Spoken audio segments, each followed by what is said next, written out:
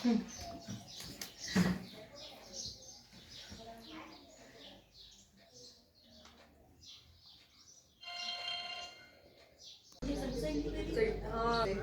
शकते इथे पुतींची काही चाल असेल की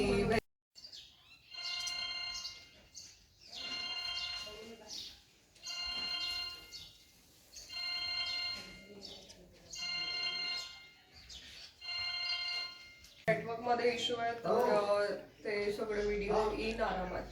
ठीक आहे.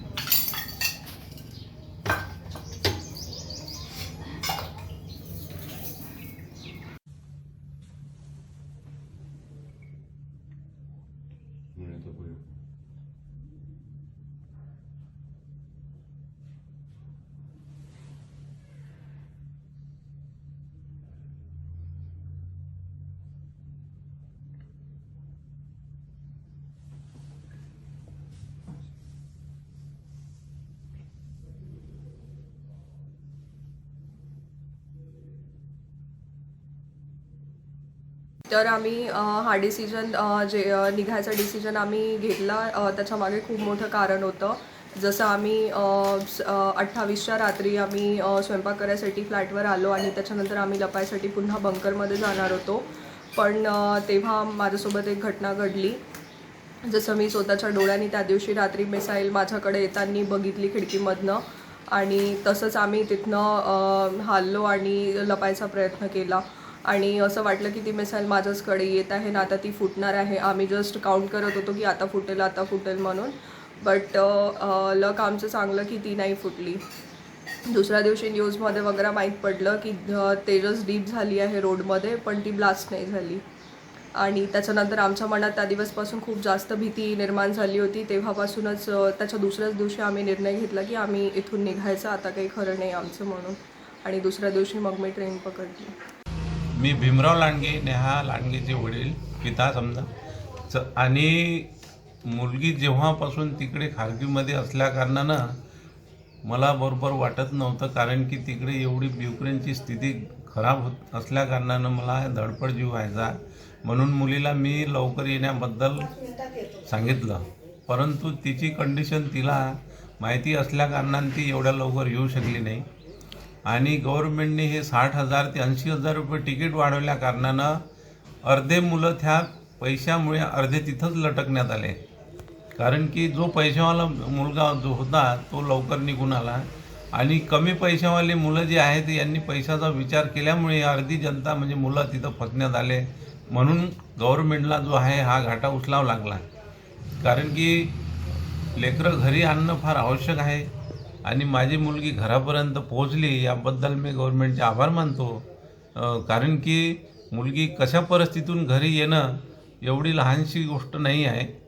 तरी पण ती कशी ना कशी कुणाचा विचार न करता कुणाचा सल्ला न घेता स्वतः डिसिजन घेऊन ती आपल्या खार्किव सिटीमधून ट्रेनद्वारा सफर करत पोलंड बॉर्डरवर पोहोचली. पोलंड बॉर्डरवरून दिल्लीमध्ये पोहोचली. दिल्लीमधून नागपूरपर्यंत पोहोचली आणि नागपूरमधून सुभेदार मानकर साहेब आणि मी आणि माझे मित्र अरुणरावजी हरले हे आम्ही मुलीला घ्यायसाठी नागपूरपर्यंत पोहोचलो. आणि काल मुलगी घरी आणली. तेव्हापासून मला एवढं समाधानी वाटत आहे की माझ्या मुलीचा हा दुसरा जन्म झालेला असला असं मला वाटते. एवढं गव्हर्नमेंटचे आभार मानतो. नमस्कार, मी नेहा लांडगे, वरुड येथे राहणार, डिस्ट्रिक्ट अमरावती, महाराष्ट्र. जसं आपल्या सर्वांना माहीत आहे जे वर्ल्ड वॉर चालू आहे 24 तारीखपासनं, त्यात मी पण खार्किव सिटीमध्ये राहिलेली आहे. खूप कंडिशन वर्स आहे तिथली. आता सध्या पण खूप बेकार परिस्थिती आहे.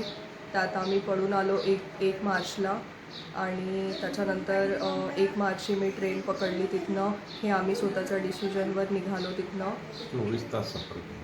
24 तासाचा आम्ही पूर्ण सफर केला. दुसऱ्या दिवशी आमची ट्रेन होती लवीवपर्यंत आणि लवीवनंतर आम्ही पुन्हा 2 तासाची बस घेतली आणि 2 तासाच्या बसने आम्ही पोलंड बॉर्डरला पोचलो. पोलंड बॉर्डरला पोचण्यासाठी मला अजून 4-5 किलोमीटर चालावं लागलं माझं पूर्ण सामान घेऊन आणि आम्ही बॉर्डर क्रॉस केली. पोलंड बॉर्डरवरून आम्हाला गव्हर्नमेंटनी, इंडियन एम्बसीने खूप हेल्प केली.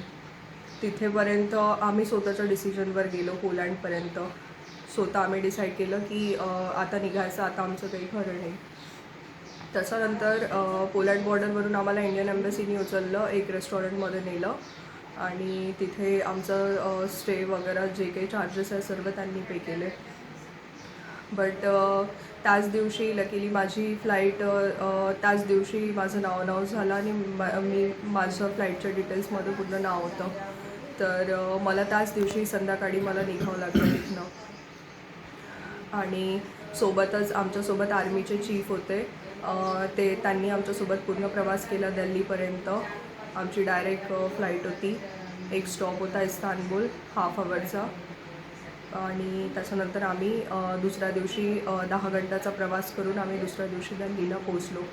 दिल्लीमध्ये आमचा खूप सत्कार वगैरे झाला आणि त्याच्यानंतर इंडियन एम्बसीनीच, गव्हर्नमेंटनीच मला तिथे दिल्लीच्या महाराष्ट्र सदनमध्ये 1 दिवस स्टेची जागा दिली, जेवण वगैरे सगळं त्यांच्याकडून.